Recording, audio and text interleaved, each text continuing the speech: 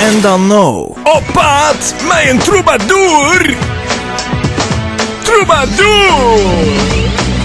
Klipklap plus, klipklap plus, klipklap plus, klipklap.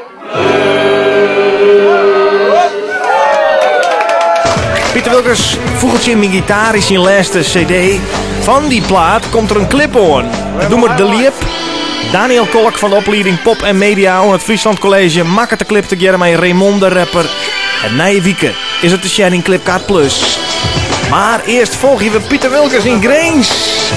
Bij de Friese studentenvereniging Bernlef. Pieter, hoeveel van dit soort snabbels haast eigenlijk per hier?